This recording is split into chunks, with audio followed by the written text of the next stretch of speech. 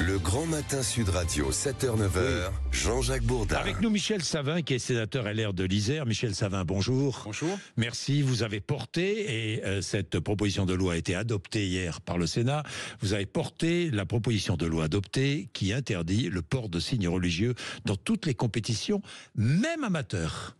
Je dis bien même amateurs. Jusque-là, chaque fédération avait ses propres règles. Tout à fait. Donc si ce texte est adopté à l'Assemblée nationale, eh bien, il sera interdit, quel que soit le sport, de porter le voile. Le voile est tout signe religieux. Tout signe religieux. Oui, une kippa, je ne sais pas moi, une croix. Voilà. Une croix aussi. Tout signe religieux aujourd'hui sera, si le texte est adopté à l'Assemblée nationale, sera interdit sur les compétitions qui sont organisées par les fédérations qui ont un agrément avec le ministère des Sports, et ça sur tous les championnats départementaux, régionaux et nationaux. Donc compétition, mais pas dans les salles de sport. Compétition. Donc c'est bien précisé dans ce texte, et c'est bien un point qui a été débattu hier.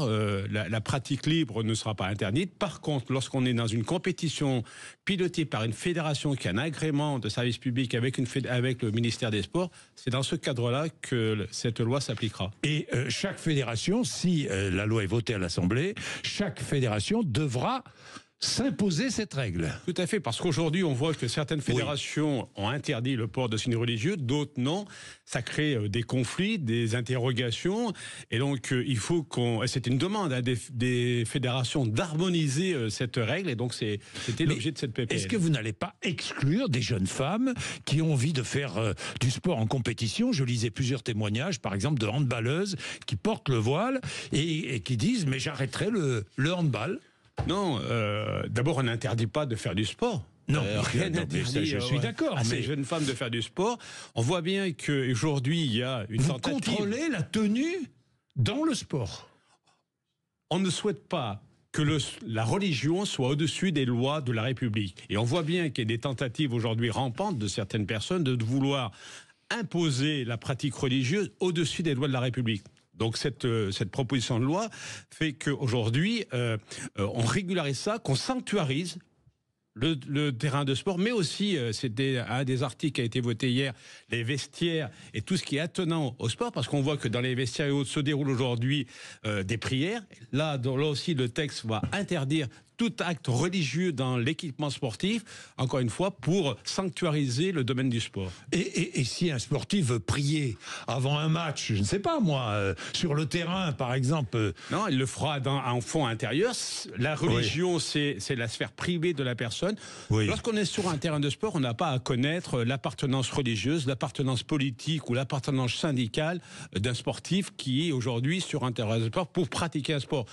Lorsqu'on porte un maillot lorsqu'on fait un match de basket, du rugby ou de foot, on porte un maillot avec une couleur qui représente une ville, un club, un territoire, et pas une religion, ni un parti politique, ni un syndicat. Michel Savin, vous travaillez aussi beaucoup, je change de sujet, vous travaillez aussi beaucoup sur le football professionnel. Vous avez rendu un rapport, vous êtes...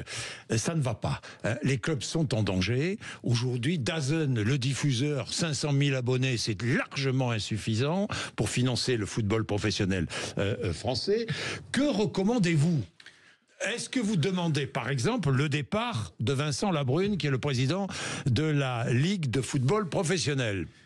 Non, moi je ne demande pas le départ de Vincent Labrune. Nous, ce qu'on demande, c'était les 35 recommandations que nous avons faites à l'issue de nos travaux que nous avons menés au Sénat avec Laurent Lafont, c'est de mieux contrôler la Ligue de football professionnel, mais aussi de travailler avec la Fédération française de foot et le ministère des Sports qui ont été très en retrait sur tous ces épisodes. On souhaite aussi travailler sur un sujet qui est important dans l'économie du foot, c'est le piratage. Donc on a des propositions à faire pour mieux contrôler... Vous allez déposer une proposition de loi ? Oui, on est en train de travailler sur une proposition de loi. Nous espérons la déposer dans les prochaines semaines. Que va-t-elle demander ?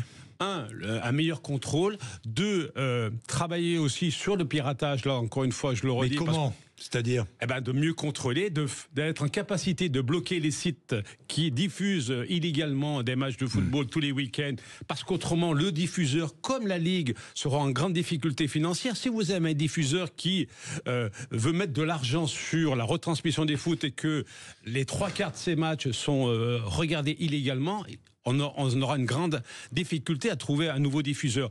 On a aussi un problème de conflit d'intérêts au sein de la Ligue, avec un président qui est aussi... Alors, conflit d'intérêts, ça concerne évidemment le président du Paris Saint-Germain, on est bien d'accord. Est-ce qu'il y a conflit d'intérêts Nasser El Khelaifi est président du Paris Saint-Germain et en même temps, le Qatar possède l'un des diffuseurs du football français. C'est ce que j'ai mis conflit aussi d'intérêts. C'est ce que j'ai mis dans mon rapport. Pour nous, c'est un conflit d'intérêts. Donc, il y a besoin de régulariser tout ça. C'est-à-dire que le Paris Saint-Germain soit représenté au sein de la Ligue, c'est tout à fait normal. C'est le plus gros club français. Mais c'est pas à la personne qui est dans le même temps responsable et patron d'une grande chaîne de télé qui est en discussion lorsque les droits TV sont autour de la table. Et on l'a bien senti lors des auditions que beaucoup de présidents sont gênés par cette position. Donc il faut là aussi clarifier cette situation. Comment clarifier ? Eh ben, on peut pas demain notre proposition, on ne pourra pas demain siéger au sein de la Ligue lorsqu'on est dans le même temps représentant d'une chaîne de télévision et président d'un club. Et président d'un club. Finalement, le football français est aux mains de Nasser El Khelaifi ? Le football français va mal. Le football français va très mal, donc il y a besoin et il y a une urgence et je crois que le président Diallo va lancer un travail important. De la fédération, ouais. Le président de la Fédération française de foot va lancer un travail pour essayer de remettre tout ça tous les acteurs autour de la table, parce qu'il y a urgence aujourd'hui. Certains clubs sont en très grande difficulté financière, certains risquent même de déposer le bilan, et on voit bien que cette fuite en avant avec la multipropriété, avec l'arrivée de fonds d'investissement, fait que certains clubs auront beaucoup de difficultés à pouvoir survivre, et ça c'est une vraie inquiétude sur les territoires. Parce que vous le savez bien, le foot, c'est aussi un enjeu de territoire. Il y a des villes pour qui le club de foot est un facteur important de lien, de sociabilité, de vivre ensemble. Et ça, il y a un enjeu aussi qui est important à nos yeux. Merci Michel Savin d'être venu nous voir ce matin. Merci beaucoup. Bonne journée. Bonne journée. Il est 7h47.